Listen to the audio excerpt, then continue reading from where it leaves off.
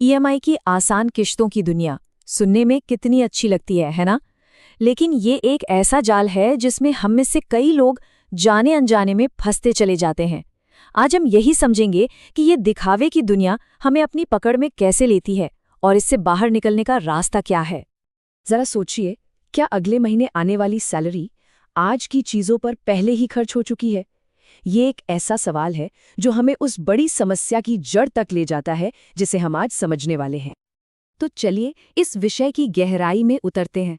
हम ये देखेंगे कि ये जाल है क्या, हम इसमें फंसते क्यों हैं, इसकी असली कीमत क्या है और सबसे जरूरी, इससे निकलने का प्रैक्टिकल प्लान क्या हो सकता है। तो सबसे पहले बात करते हैं कि ये ईएमआई का जाल आखिर है क्या। आइए इसके असली मतलब को समझते हैं।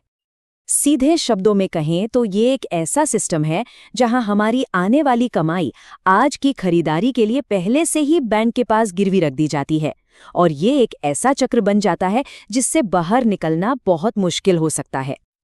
और ये बात इस एहसास को बिल्कुल सही तरीके से बताती है। मतलब बाहर से तो लगता है कि लाइफ सेट हो रही है, लेकिन असलियत में किसी की भी फाइनेंशियल फ्रीडम धीरे धीरे खत्म हो रही होती है।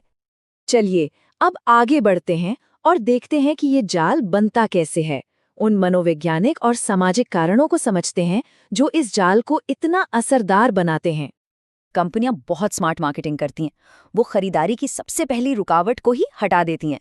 जीरो डाउन पेमेंट, मतलब बिना एक भी पैसा दिए मनचाही चीज आपके घर पर। फिर आता है नो कॉस्ट ईएमआई। ये ऐसे ऑफर्स होते हैं जिनसे लगता है कि उधार लेने में कोई नुकसान ही नहीं है, जबकि असल में इसकी कीमत प्रोसेसिंग फीस या कम डिस्काउंट जैसी चीजों में छुपी होती है। और ये तो सबसे आम है, सिर्फ 999 रुपए प्रति माह। इस तरह की मार्केटिंग बड़े से बड़े खर्च को इतना छोटा दिखाती है कि वो मामूली लगने लगता है और हम तुरंत फैसला कर लेते हैं।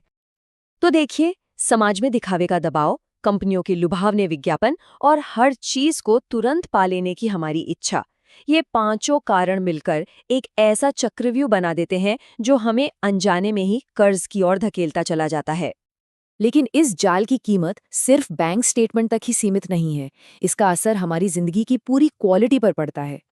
इसकी असली कीमत चुकानी पड़ती है, लगातार दिमागी टेंशन में, मौकों को गंवाने में, और यहाँ तक कि अपने रिश्तों में आए तनाव से। तो अब आते हैं सबसे ज़रूरी हिस्से पर।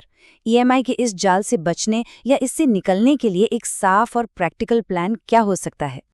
पहला और सबसे ज़रूरी नियम है अपनी आमदनी के अंदर रहना। ये चार्ट एक सीमा बताता है। अगर सारी ईएमआईज मिलाकर आपकी इनकम के 35% से ज़्यादा हो रही हैं, तो समझिए कि ये एक खतरे का संकेत है। ये 4 आदतें हैं जो हमें कर्ज की मानसिकता से निकालकर आर्थिक मजबूती की तरफ ले जाती हैं। जैसे एक इमरजेंसी फंड बनाना। ये आपको अचानक आने वाले खर्चों के लिए तैयार रखता है ताकि आपको लोन न लेना पड़े। और अगर इन सब चीज़ों को और भी आसान बनाना है तो एक गोल्डन रूल है जो फाइनेंशियल हेल्थ के लिए एक ब्लूप्रिंट की तरह काम करता है। ये है 50-30-20 का नियम। ये पैसे को सही दिशा देता है। मतलब अपनी कमाई का 50% ज़रूरी चीज़ों पर, 30% अपनी इच्छाओं पर और कम से कम 20% बचत और निवेश में लगाकर कोई भी अपने भविष्य को सुरक्षित कर सकता है। देखिए, कर्ज लेना अपने आप में बुरा नहीं है, लेकिन सिर्फ दिखावे के लिए या बिना सोचे समझे कर्ज लेना, ये हमें एक ऐसी जिंदगी की तरफ ले जाता है जहां हम बंधे हुए महसूस करते हैं। आखिर में फैसला हमें ही करना है। क्या हम अपनी जिंदगी को कर्ज के सहारे चलाना चाहते हैं या फिर उसे अपनी शर्तों पर जीना चाहते हैं? चुनाव हमारा है।